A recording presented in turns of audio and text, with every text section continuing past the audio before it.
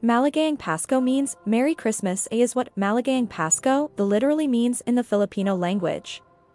It is a regular thing to hear when going about one of the countries that is most dedicated to celebrating Christmas, in its fullest form, as you may assume it to be the case.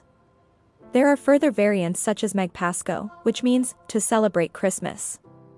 The word Christmas originates from the Spanish word Pascua, which derives its name from the Hebrew word Pesa, which means Passover.